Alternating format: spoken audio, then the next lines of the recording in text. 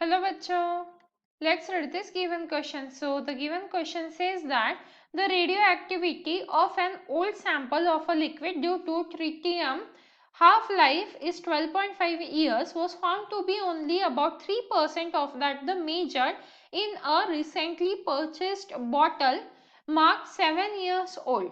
The sample must have been prepared about.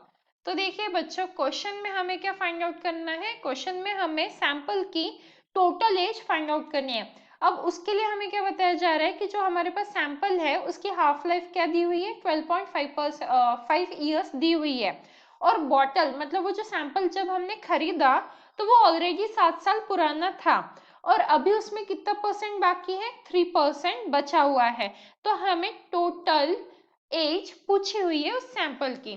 तो इस question को सॉल्व करने के लिए जो हमारा की कंसेप्ट रहेगा वो क्या रहेगा। की concept to solve this question is decay is a continuous process. Decay क्या है होते रहता है, ये कंटिन्यूअस प्रोसेस है। तो यहाँ पे आ जाएगा decay is a continuous process. तो ये आ गया हमारा की कंसेप्ट। अब क्वेश्चन का सॉल्यूशन देखते हैं। सबसे पहले यहाँ पे हमें ध्यान में रखना है कि हमने जब बॉटल को खरीदा है तब वो ऑलरेडी 7 साल पुराना था। तो अब हमें क्या दिया है, इसका हाफ लाइफ दिया हुआ है। तो क्वेश्चन के हिसाब से जो हाफ लाइफ है वो 12.5 ईयर्स है। तो हमें पता है we know that after one half life activity of tritium is equals to 50%।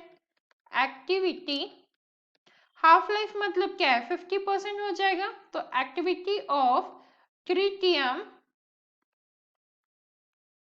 Is equals to कितना हो जाएगा हमारे पास 50% हो जाएगा।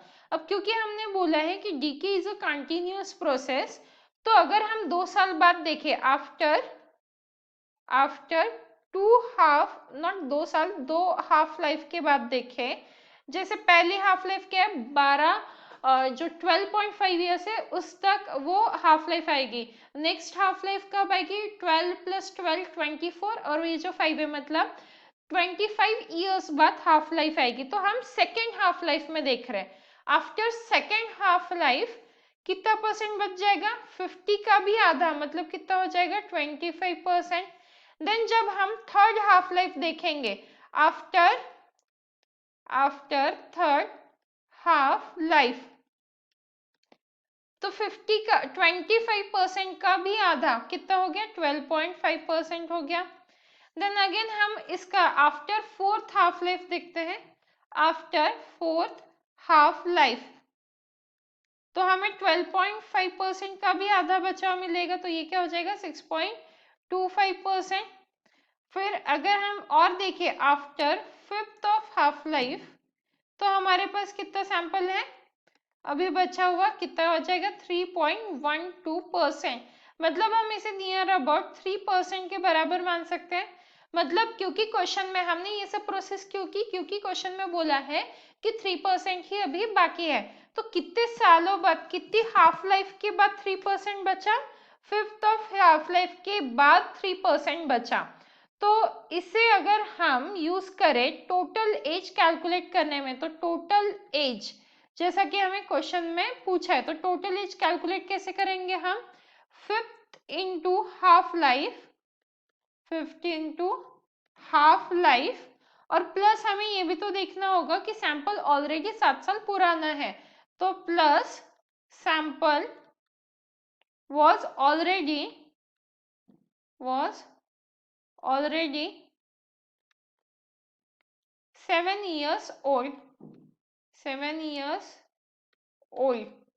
तो फिर अब क्या आ जाएगा हमारा, यहाँ पे वैल्यूज को सब्स्टिट्यूट करेंगे। जैसे 5 इंटू हाफ लाइफ क्या है हमारी 12.5 दी हुई है प्लस 7 साल तो इसीलिए 7 आ जाएगा। तो ये सब किस में आएगा ईयर्स में आएगा जब हम कैलकुलेट करेंगे। तो इसे कैलकुलेट करने के बाद हमारा आंसर कितना आ जाता है 70 ईयर्स। मतलब उस सैंपल की एज क्या है 70 ईयर्स है। तो इफ अगर हम ऑप्शन चेक करते हैं तो हमारा कौन सा ऑप्शन मैच कर रहा है option A. And hence the final answer for the given question is option A, that is 70 years. Hope you understood it well. Best of luck.